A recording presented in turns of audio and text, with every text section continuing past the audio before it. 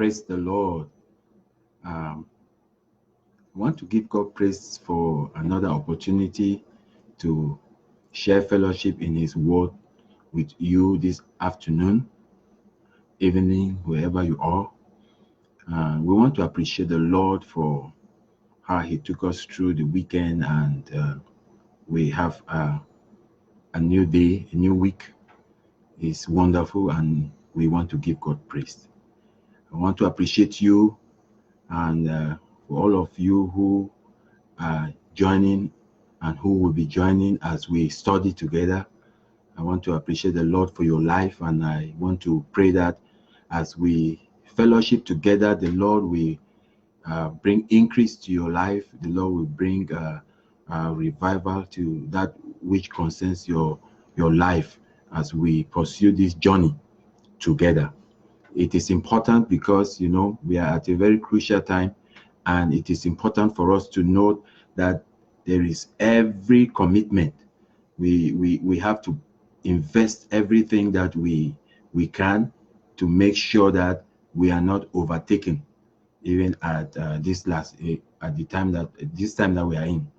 So I want to welcome you again, and as we study, intention this afternoon is to start looking at following in His steps.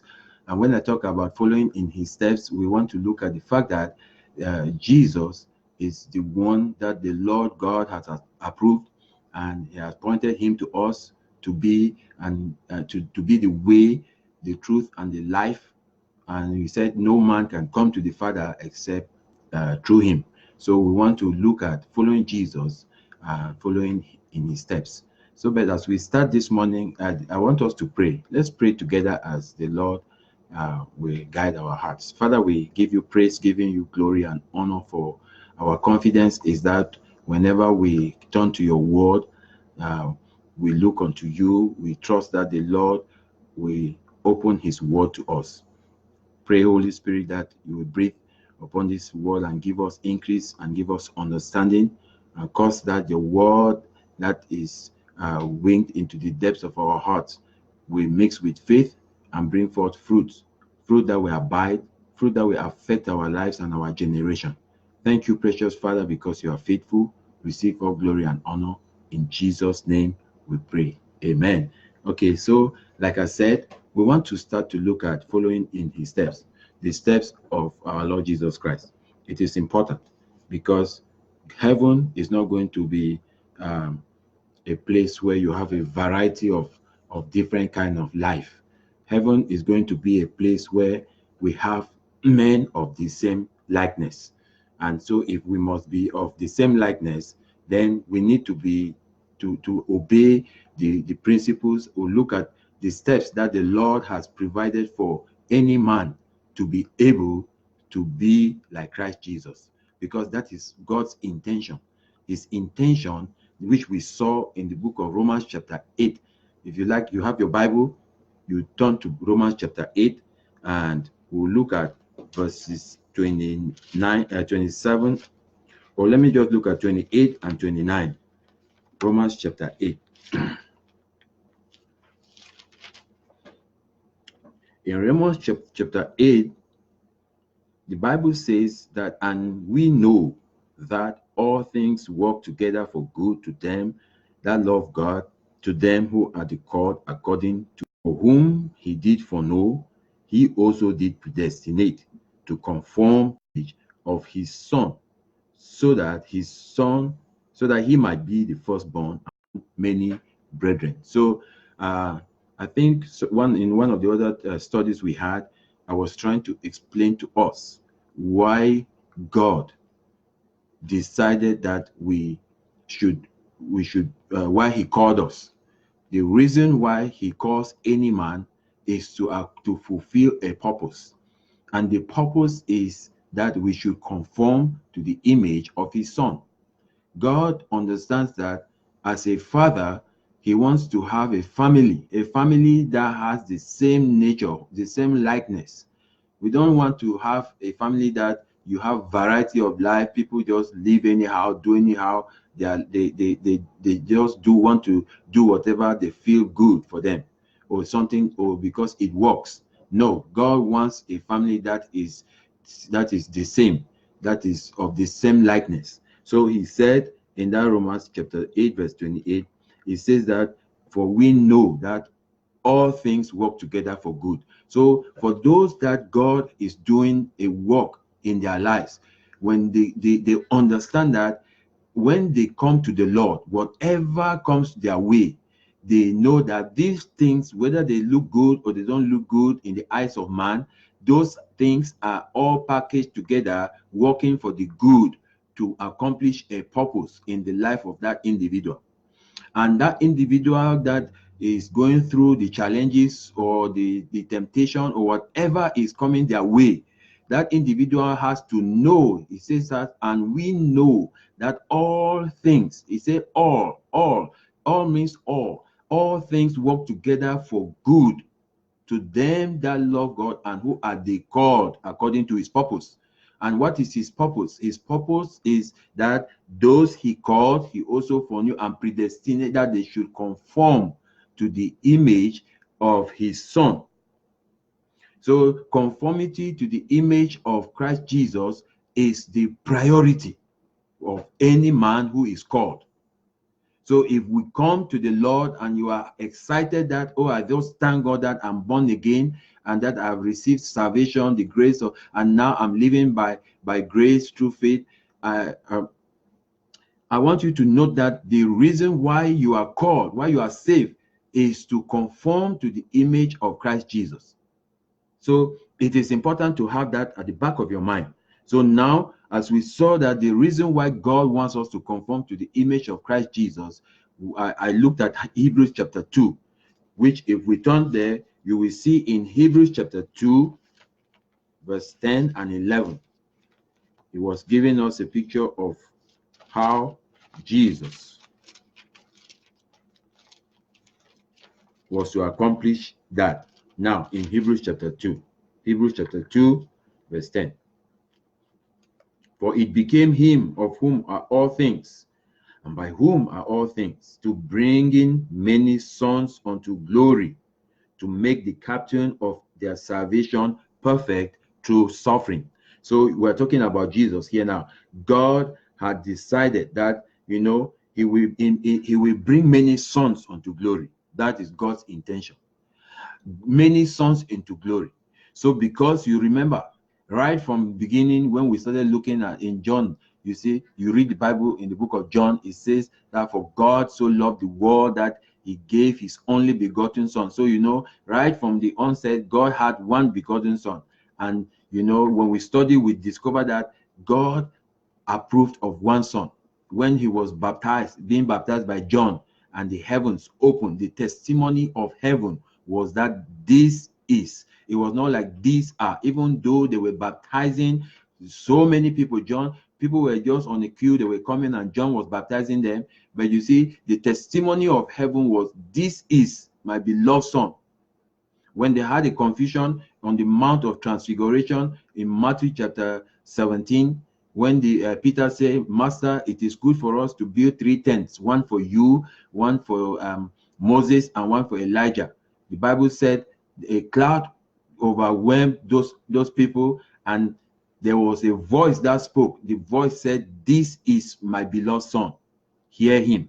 So we saw God over and over insisting about one person, and that was the one person who had won his approval. This is my beloved son, his only begotten son. So that God had an intention. What was his intention? The intention was to bring many sons into glory. So for me and for you to have been part of the great family of God, there was a plan, and the plan was that Jesus was going to be the one who was going to accomplish that.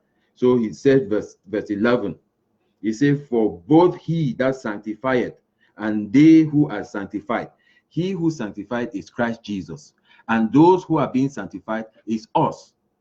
So he said, for both he that sanctified and those who are sanctified are all of one. God, his intention was that in bringing many sons into glory, there is one man that he had approved. That one man is the man who is going to be sanctified. He's the one who is going to be sanctifying people. That is Jesus Christ. And for those who are going to be sanctified, which is me and you, he said we and Jesus will be one, will be of one.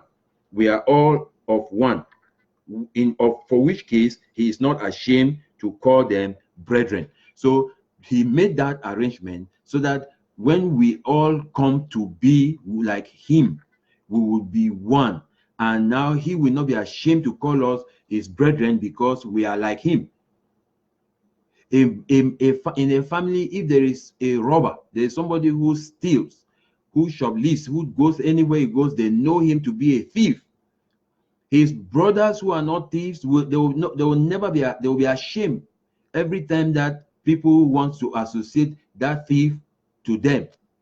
You see, but we saw God is saying here that God wants to bring us and Jesus together so that we will be of one, so that Jesus will not be ashamed to call us his brethren. Why? Because we are like him. We have the same goal, we have the same commitment, we have the same family lifestyle. That is the thing, because we are of one. Praise the Lord. So now we see, he said, we should conform to the image of his son, so that his son will become the firstborn among many brethren. That is in Romans chapter 8, verse 29. It says that for whom he did foreknow, he did predestinate to conform to the image of his son, so that he might be the first among many brethren, the firstborn among many brethren.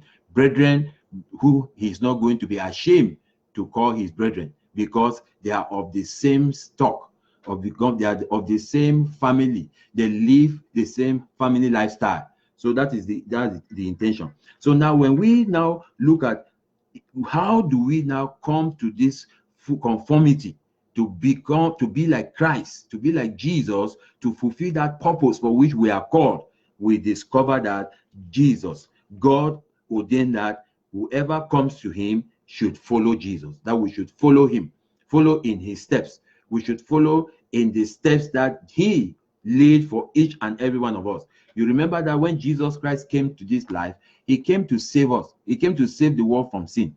But when he came, he did not just go to the cross. He lived a life. When he lived that life, there were steps. Every aspect of his daily life there were footprints he was laying for generations to come. That whoever says that I want to be a follower of Jesus, then you need to go back and start to look at what were the steps of his life, so that you can follow and be where he is, so that you can, in following, you can be like him. So that was the intention of God that we will see in the book of First Peter. Open your Bibles to First Peter chapter 2. In First Peter chapter 2, it's giving us the intention, the plan of God to bring us to fulfill that purpose of letting Christ be the firstborn among many brethren. So why we are looking into this thing carefully is because there are a lot of Christians who are excited that, oh, I just thank God I'm born again. You got born again, and you never understood that there is a purpose, or that there is an expectation, that there is necessity laid upon your life to pursue a purpose. And that purpose is a common purpose for every person who is called by God to be part of this family. Whether you are in the Western countries, you are in Africa, you are in Europe, wherever you are, is a common purpose. He say, for those who are called according to his purpose. So wherever you are called, even you are in the attic, you are where nobody is living, you are by yourself. If God called you, know that there is a common purpose upon your life, which is also the same purpose that is upon the life of every human being who has enjoyed the benefit of being called unto salvation by the Lord. And that purpose is that wherever that you must conform, you must live to your life to conform to the image of his son, so that his son will be the firstborn among many brethren. Don't just be excited and just go out and be doing things. I see people get saved today. The next day they are preaching. They are calling them to come and give testimony in the crusade. What testimony do you have? You have not even understood the first steps of Christ Jesus. You are already going out to go and start to talk. No, that is not how it was done. If you study the Bible carefully, no man just got saved and they put him out there the next day to start to talk, to start to do things, because that was not God's original plan. And that is why we have a church today that is being defeated. We have lives that are deficient. We have lives that people who have been Christians for many years, but you can hardly point to them. Whatever is work is changing, what God is doing in their individual life. Their passion is for something else completely. Their goal is not to the place where God has ordained. But we must go back to the scripture and look at God's intention for every person he called. It's a universal purpose. It's a general purpose. Regardless of where we are, culture, tradition, whatever. It's a general purpose. And we cannot take it for granted. My prayer is that the Lord will open it up to you in the name of Jesus Christ. So, 1 Peter chapter 2. In 1 Peter chapter 2, we're looking at verse 21. It says that, for even hereto were ye called, because Christ also suffered for us, leaving us an example that you should follow his steps. Now, this is what the Lord is bringing to us. It's like to let us know that there is a reason why you were called. He said, this is the reason why you were called. For even hereto were you called. You were called unto something. And that thing is that, you see, Jesus Christ also suffered for us, leaving us an example. Just like I said, that every day of Jesus's work in this life were steps that he was printing upon the time of existence, that every man who comes, who is called, will trace those steps to become like him. So he said, for even unto this were ye called. Unto what were you called? You were not just called to the church. You were not just called to be busy doing things around, talking or singing. No, that was not why you were called. You were called unto the fact that Christ Jesus, he came and he suffered. In the course of his suffering, he laid steps, prints on this in this life, in the time of life, so that we should follow in his steps. He intended that we should follow in his steps. And if you go to verse 22, he now started giving us some of those steps that are very important for us. He said, who did no sin, neither was guile found in his mouth. You see, I will not start to deal with those steps now, but I just want to stamp the fact that there is a purpose for which God called you. There is a purpose for which God called you to accomplish that, to accomplish the family, to galvanize, to bring the family to a very cohesion, to make us live and be together. I was looking at the meaning of conformity. I saw that the meaning of conformity means that be similar in form and type. That's the meaning of conform. So when it says that we should conform to the image, it means that we should be similar in form and in type with Christ Jesus. So some people say that, well, you see, no man can be like Jesus. I'm telling you that is the first point of defeat. That is where the devil has already started working in your heart to make you feel that no man can be like Jesus. But I want you to know that whether you believe that any man or no man can be like Jesus, God's original intention for everyone he called is to conform to the image of his son. He knows that is possible. He knows that is feasible. He knows that he has given to us every resource that we will need to be able to come to that. That is for those who are particularly interested or who know in the first place, because we must know that is God's purpose for calling us. So he said, even unto this, even hereunto were ye called. Let me see how another version of scripture puts it. If you have another version, look at different versions and see how the Bible explains that. 1 Peter chapter 2, verse 21. 1 Peter, I want to look at Living Bible. 1 Peter chapter 2, verse 21.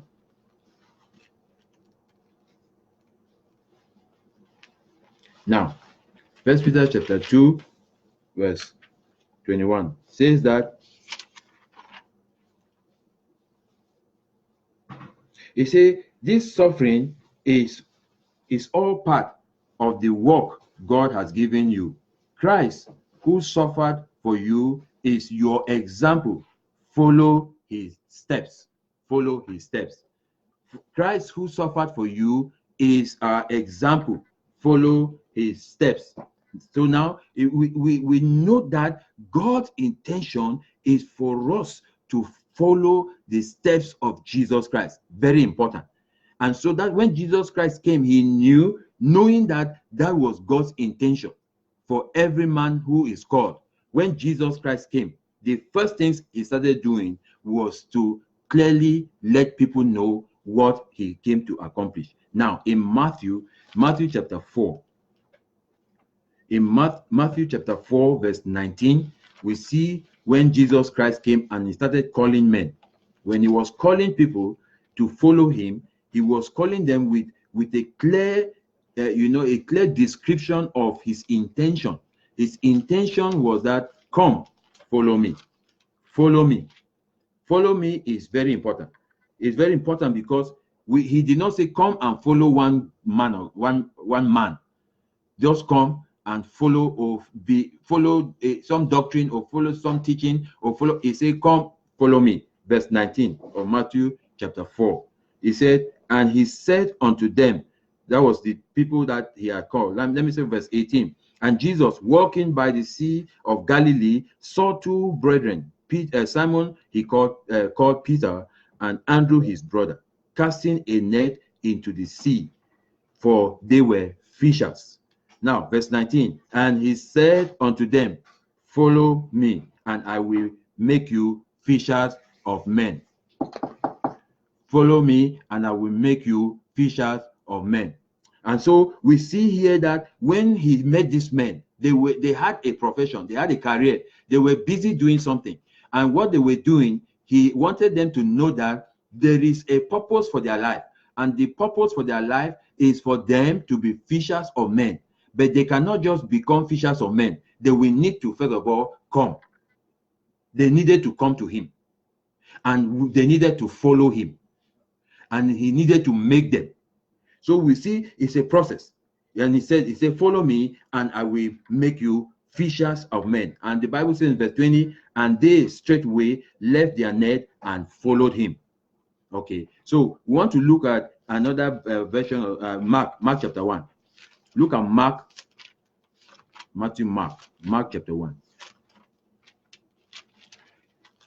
In chapter 1 of Mark, I'm going to be looking at verse 16 to 20. Mark chapter 1, verse 16 to 20. Now, Mark chapter 1, verse 16. Now, as he walked by the Sea of Galilee, he saw Simon and Andrew, his brother. And Andrew, his brother, casting a net into the sea, for they were fishers.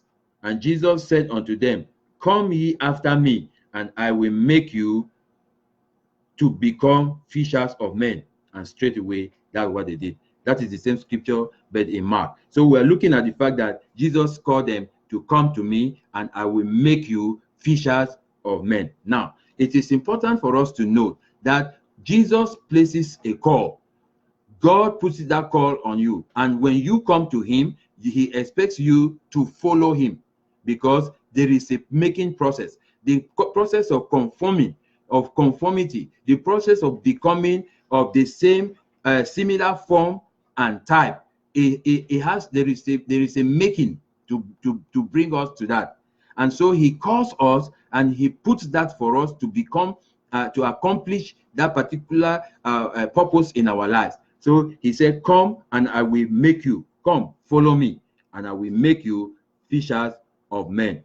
And we saw how those men, they were coming. He went about, he called men. He called Levi. Levi was a tax collector. He called him. He said, follow me.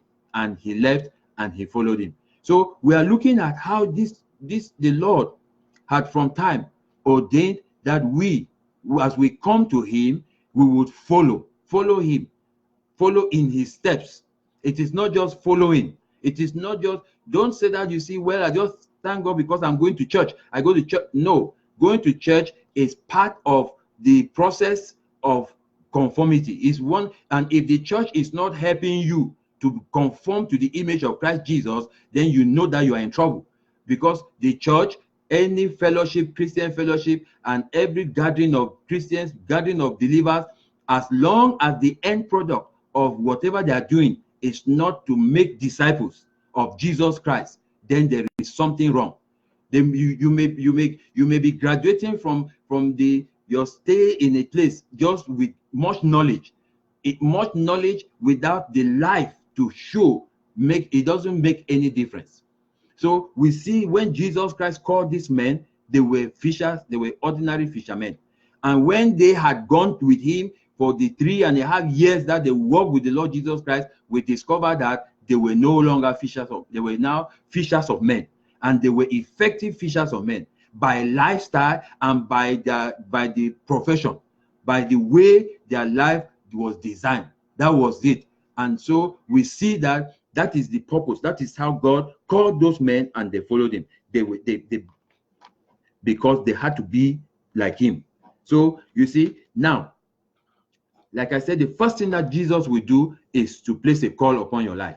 He will put that call. He will say, come to me. Come to me. Why? Because God has ordained that when you come to him, you should follow him. You can, but there are instances that people can come to him. We would go ahead to look at that. We will deal with that in a little bit. But I want us to understand, first of all, that there is an intention. There is something that the Lord has presented, which is very important, and we must look at it carefully. That thing that we're talking about is that you have to come to him. When you come to him, he intends that you should also commit yourself to following him, following in his steps. For this were ye called. You were called to follow in the steps of Christ Jesus, not even in the steps of a great anointed man of God. No, follow the steps of Christ Jesus. And that is why in the word of God, God has given us everything that we would use to see the steps and identify the steps of Christ Jesus, so that no man will say, well, you see, Lord, I wanted to follow Jesus, but I could not see his steps. No, the steps of the Lord have been imprinted upon the time of life. And if you go back to the word of God, you will see the steps of Jesus. By the grace of God, we will look into that. So now, come unto me, and I will make you fishers of men. That was the call that was placed, and that is the call that he has put, and he's always still putting out there for every man, everyone. It is children of pastors, children of apostles, anointed men, rich men, administrators, governors, ministers, whatever, whoever he sees, he puts that very call. He said, come to me. Come to me. Why? Because he is the sanctifier. He that sanctified, and those who are being sanctified are of one. He is the sanctifier. He is the one who has the approval to sanctify men. He is the one who has the approval to forgive sin. The Bible says he shall be called Jesus, for he shall save his people from their sins. He is the one who has been approved to remove the pain and the struggles and the burden from the life of men. Look at the book of Matthew. Matthew chapter 11. In Matthew chapter 11, verse 28. Matthew chapter 11, verse 28. Come unto me, all ye that labor and are heavy laden, and I will give you rest. This was Jesus. And that is Jesus who is still speaking concerning this rest on today. This call is still going forth. You see, like when we're looking at Matthew, when he placed a call, he said, come, follow me. Come, follow me. That is the same call. If that is the call that came to you, and you came to Jesus, you got born again, you got saved, I want you to know that the next thing that is supposed to be, that is required of you, is to follow Jesus. You have come, he wants you to follow him. As you follow him, he will make you. He will make you to become the person that God ordained for you before he met you. Because there are a lot of people who are doing so many things that was not the purpose for their life. That was not God's mission for their lives. Like these men who were fishers, or who were fishermen. And you see, like Levi, who was a tax collector. You look through their lives, you discover that there were men who came from different professions. That was what they were doing. That's what they thought their lives were all. They had committed their lives into it. They invested their resources to be professionals. But you see, when Jesus Christ came and he called them, he said, come, follow me. I will make you. I will make you. When I'm done making you, you will be the person, and you will accomplish the purpose for which God originally intended for your life.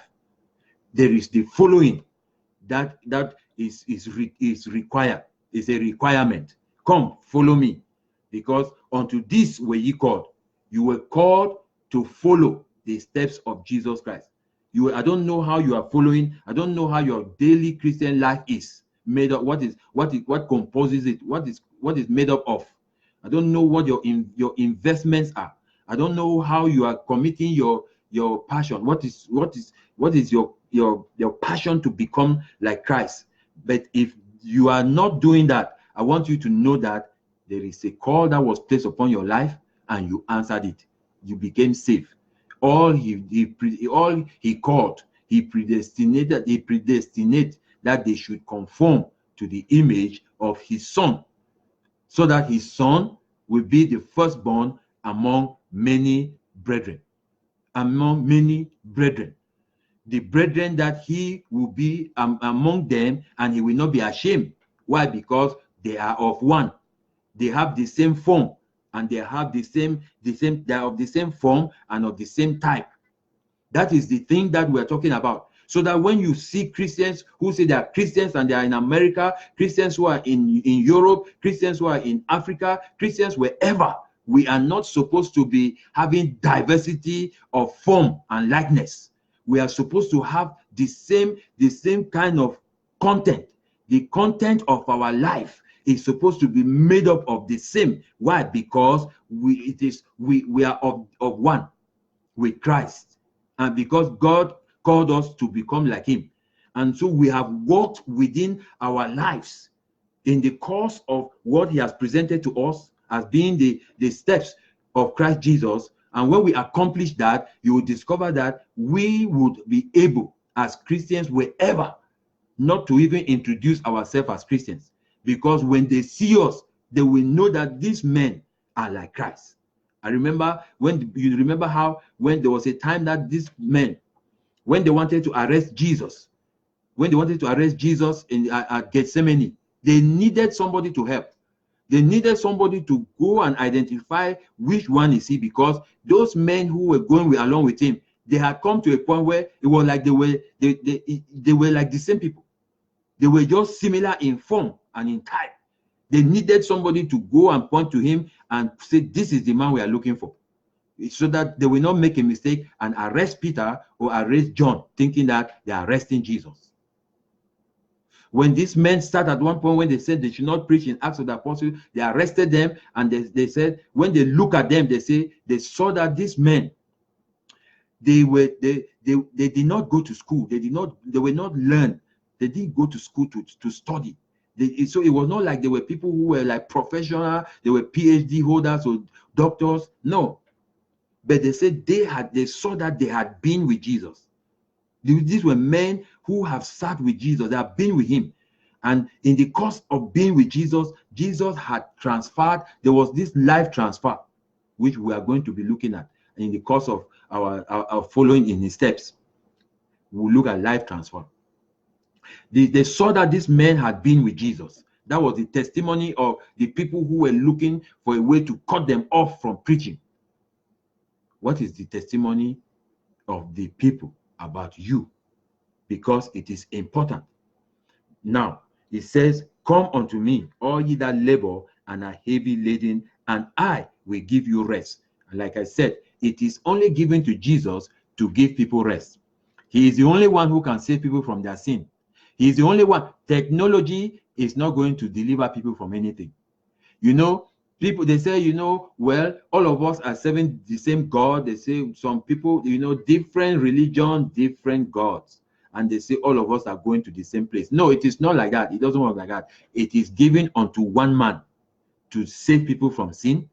It is only Jesus who is the way, the truth, and the life. And if you believe that that is who he is, then I think you should commit yourself to him and identify and look at the steps, the way, the steps in that way. That is the way to life. You need to commit yourself to him. He said, come unto me, all ye that labor and are heavy laden, and I will give you rest. So thank God for the rest that he will give us. In this, I see that he is able to remove your burden. When you come to him, he will deliver you from sin. He will take away your burden. The yoke of the devil will be removed from your neck. He will take away your affliction. He will take away your sorrow. He will take away all those things, because that is who he is. He is anointed to remove burdens. He said, come unto me, all ye that labor and are heavy laden, and I will give you rest. Now, it doesn't end there. That rest is different from another rest that we are going to see. In verse 29, it said, take my yoke upon you and learn of me, for I am meek and lowly in heart, and ye shall find rest unto your souls. So I see that in verse 28, there is a rest. In verse 29, there is a rest for your soul. So you cannot have rest for your soul if you did not accomplish what you needed to do before you get rest for your soul. And what I saw here is that he said, come unto me, all ye that labor and are heavy laden, and I will give you rest. Then he went further to say, take my yoke upon you. So the taking the yoke upon you is what now brings you. Because when you take the yoke of the Lord upon your neck, you will learn of him.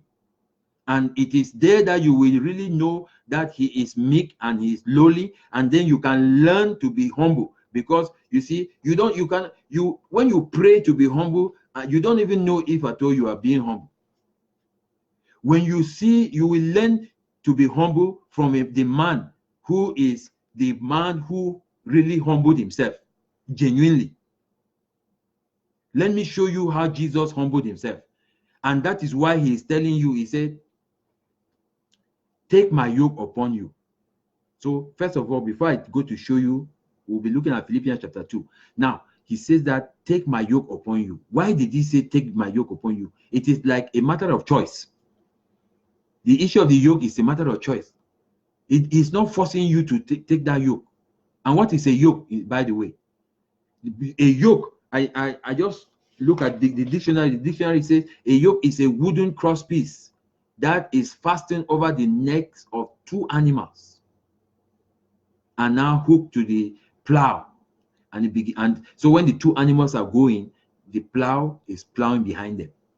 So a yoke is a piece, a wooden piece, cross piece that is put upon the neck and fastened upon the neck of two animals. You cannot put a yoke upon one person. I think it is only the devil who has a yoke that he puts upon one person. But the yoke of Christ is the yoke that is, he already has it on his neck.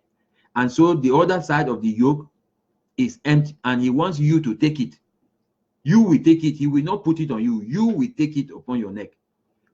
He said, take my yoke upon you and do what? And learn of me. And let him become your lesson and your lesson note. And learn of me, for I am meek. You cannot learn meekness anywhere else apart from Jesus Christ. You cannot learn lowly in heart. You cannot learn to be humble except from Jesus Christ. And you shall find rest for your soul. There are a lot of Christians who have gotten the first rest, the rest in verse 29, and their life is still void. The rest of verse 28, sorry. But their life is still void of the rest of verse 29, which is the rest for their soul. Their souls are still agitated. Their souls are still always up and down frequency. But there is rest that the Lord has presented. Come, I will save you from your sin. I will remove all this intimidation of the enemy and the devil upon your life, or free you from all kind of sickness. So many people come, and that's where their journey ends. They ended, they're happy, they're singing around, they're telling them to talk, and they're doing everything. It will not be long. You will discover that those people have gone back. Why? Because they never took the yoke of the master upon them. He said, take my yoke upon you and learn of me. So let us see humility. The Bible says in Philippians chapter 2.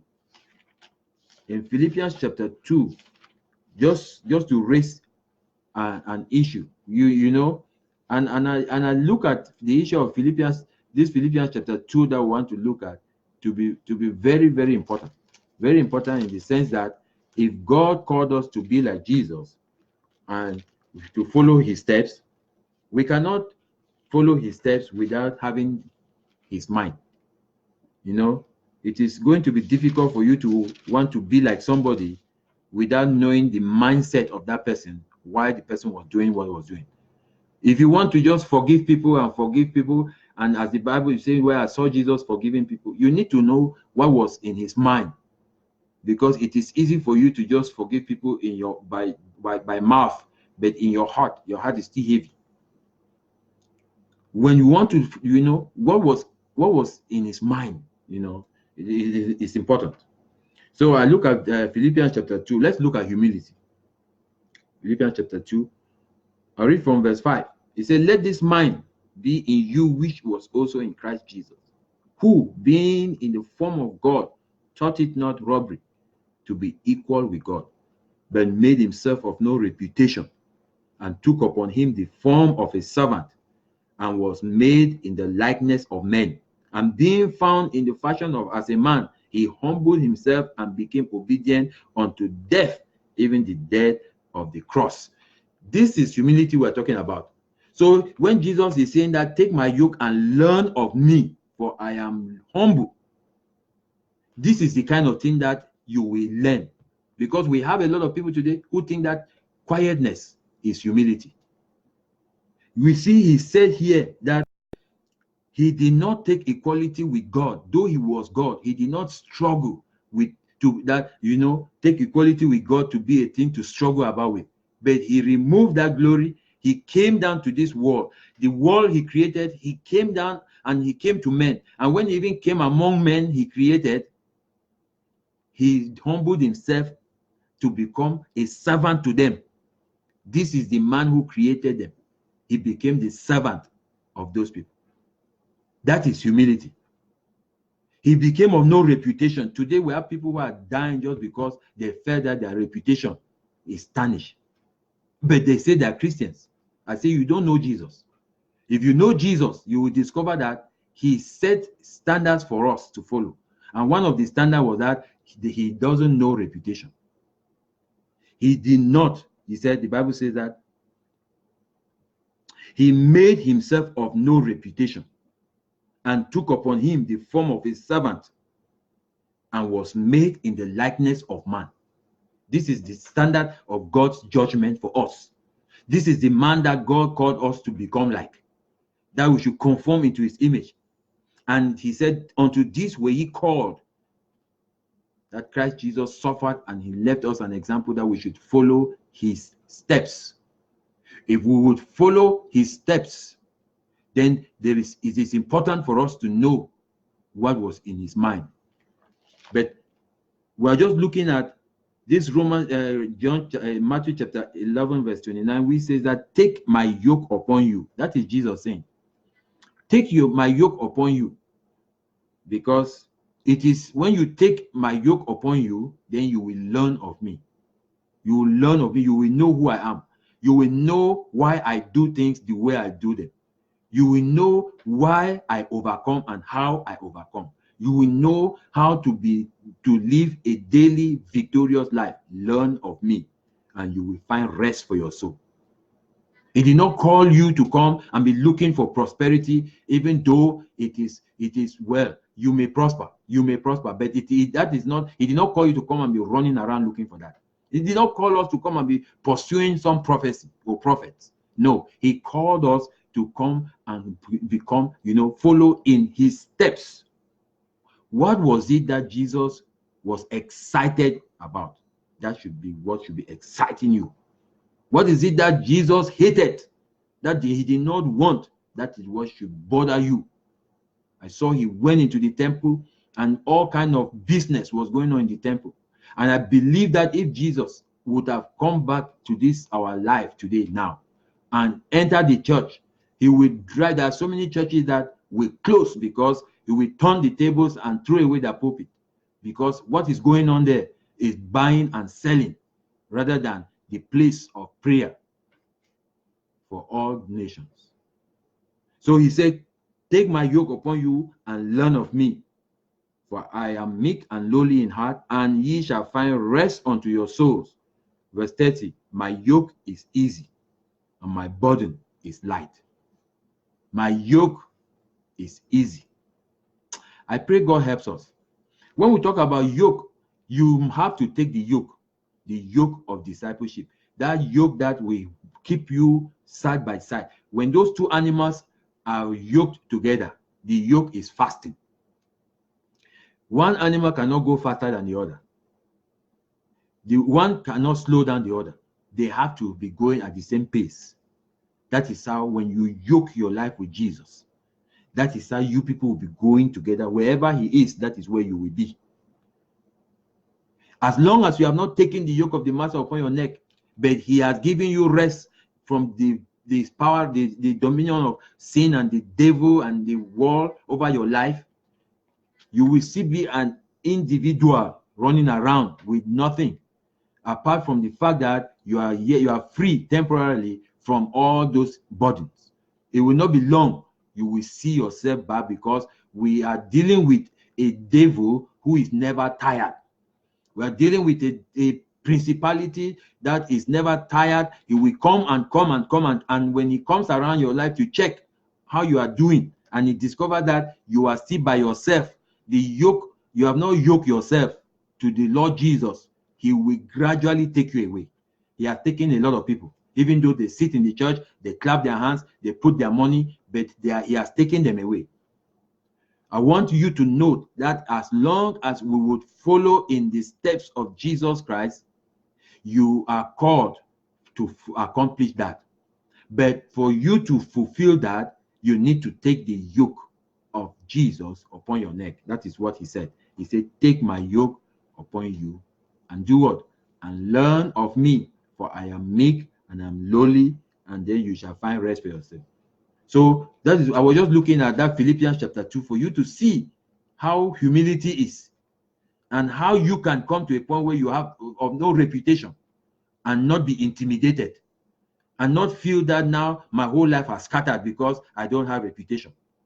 That is how Jesus brings us to victory.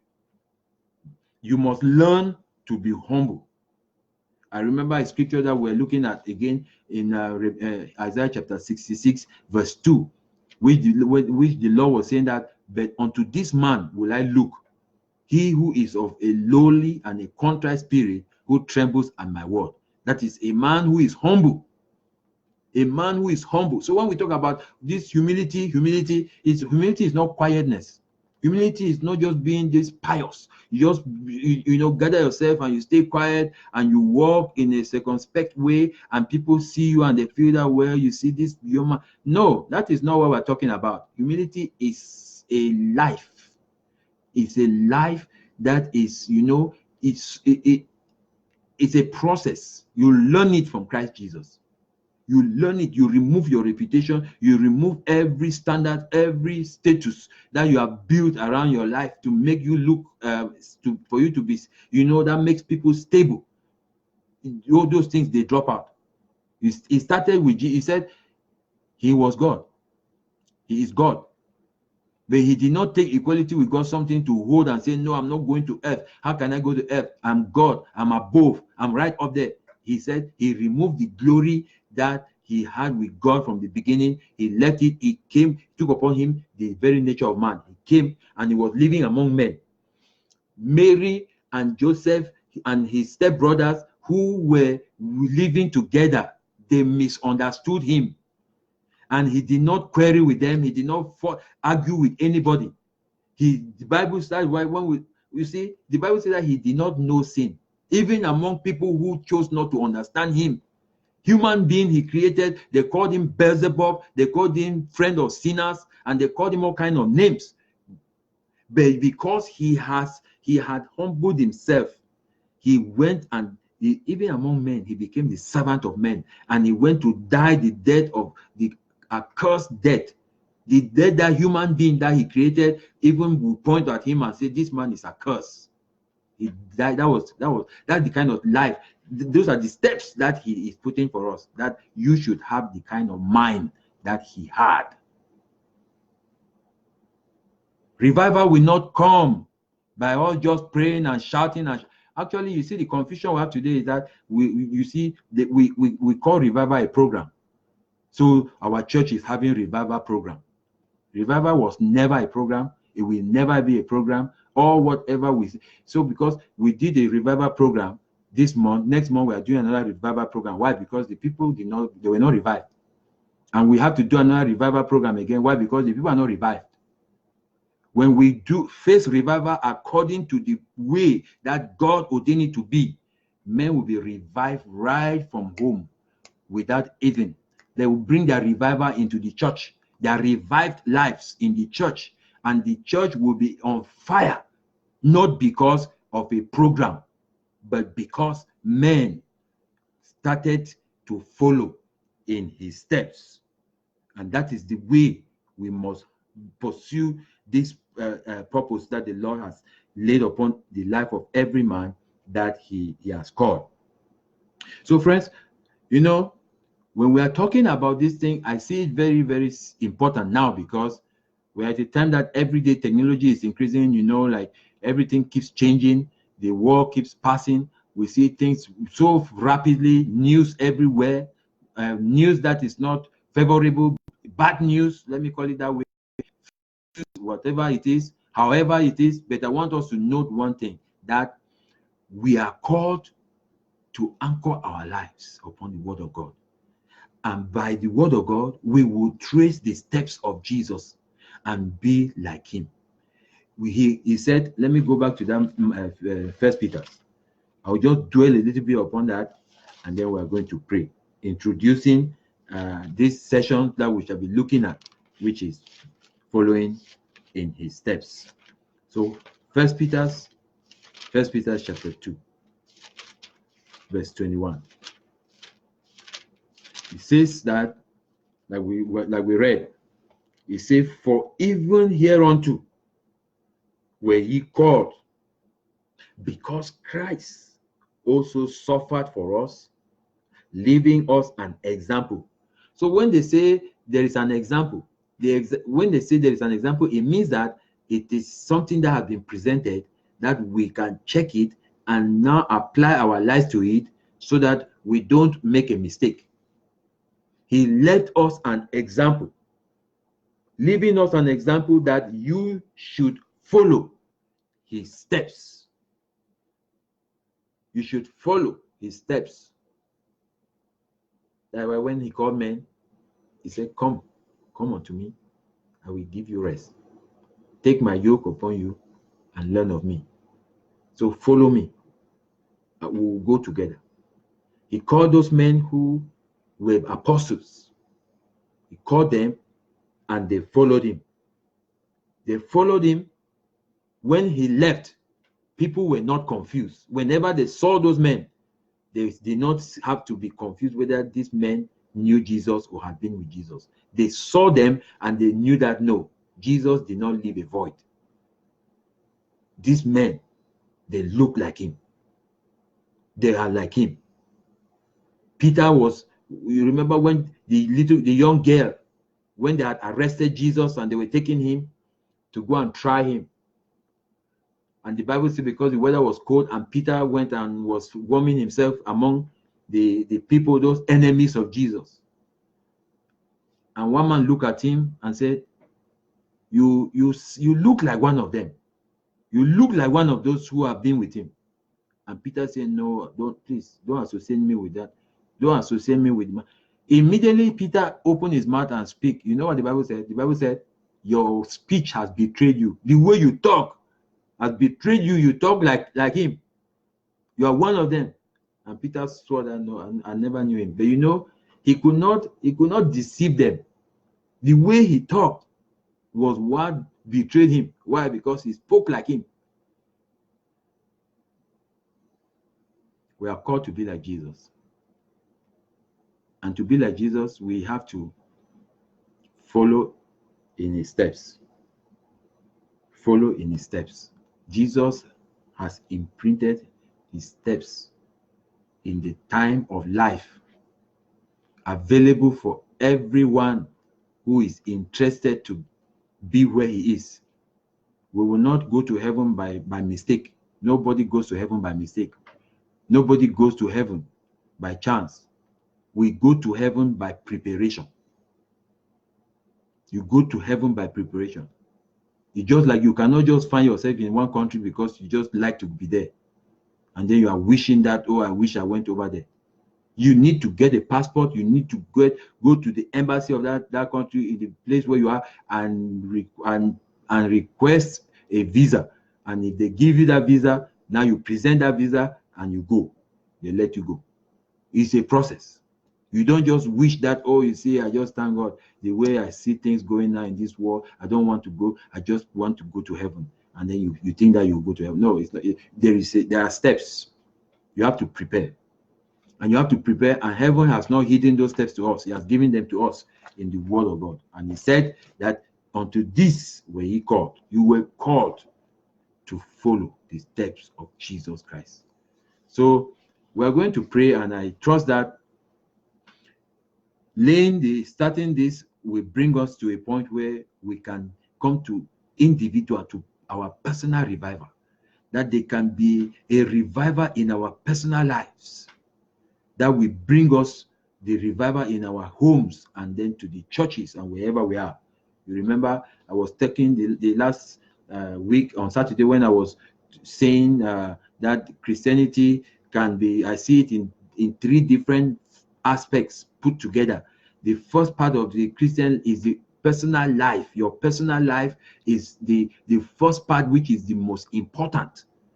After your personal life, your home, Christian home, your marriage is important, and it is the bridge that bridges your personal consecration to whatever you do. It is what bridges your personal consecration even to what your ministry, service, business, even the church, your marriage. That's why the church is made up of many marriages, homes. That's the community is made up of many marriages. And so when marriage is not correct, you see community not functioning, church not functioning. You see all kinds of things going on. And sometimes we invest all our time to try to do some administration in the church or in the community. No, those will never fix it. The place to start to fix the problem of the society, the problems of the church, is to go back to the individual life, personal lives of the people. That is where it starts. And the individual personal life I'm talking about is what the Lord is saying, that if it is going to be made perfect, made correct, to be like Christ, then we must follow his steps. We must follow his steps so that we will be like him. My prayer is that the Lord will give you insight and understanding, and he will increase his word into your life, bring you to the place where you will sit with him and let him guide your spirit, guide your heart, because it is time for the revival we are looking for. Most times people is like, oh, we need to do something, we need to do something. No, God is not very much interested in what we will do. He's interested in the man who will do something. A young student who is a medical doctor We will not just we will not just bring that person to start to do a work because that person is a medical doctor, 30-year student.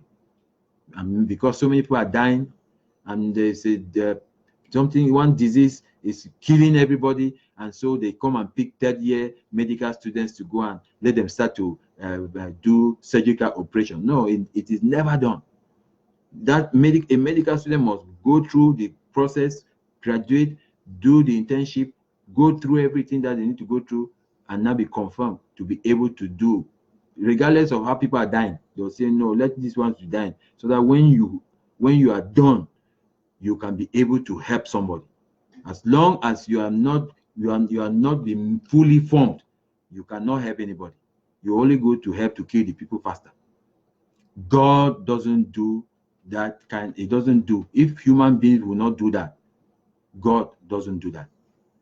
God prefers to let us be fully formed before he can put us out there to be of help to anybody. So rather than you looking for, oh, no, we need to do something, you need to sit down and understand what God expects your life to be.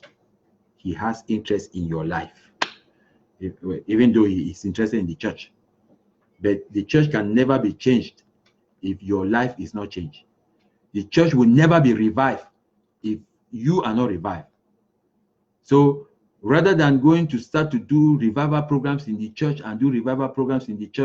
it is better for us to be, as individuals, go back to begin to look at the word of God and follow the steps of Jesus. If we become like him, I'm telling you, we don't need a revival program, because we will see men revived on the street, at place of work, in the church, wherever they are, and we'll see community changing. My prayer is that the Lord will help us and he will give us insight in the name of Jesus Christ. So let's pray together, and I pray that the Lord is bringing something to you. The Lord is charging your heart, is challenging you to take steps, to trace the steps of Jesus Christ. We'll continue on this. Father, we thank you. We give you praise for the opportunity you have given us to share fellowship together again. Thank you for your word. Your word is settled in heaven. It's yea and amen. Thank you for bringing it to us. I pray that, Lord, you will impress this word in the hearts of the hearers. Stir in our spirit the need to follow in his steps. Thank you, Father, for everyone who is calling upon you to identify the steps of Jesus. Lord, I pray that you will bring help to their lives in the name of Jesus Christ. Thank you. Blessed be your name, precious Father. In Jesus Christ's name we pray. Amen. Amen. Thank you very much. I pray that you are blessed by this, and if you are blessed, share it with others, and let them have the opportunity to be partakers of this. Invite people and invite your friends, and we'll be uploading this in YouTube. You can check it out on Calvary for Life or Calvary Life Encounter YouTube. And when you go over there, subscribe and hit the bell, so that when we upload these videos, you can always have them and share them with friends and family, and trust that the Lord will give increase to our lives and prosper the course of your days. Thank you. God bless you, and have a wonderful rest of your time.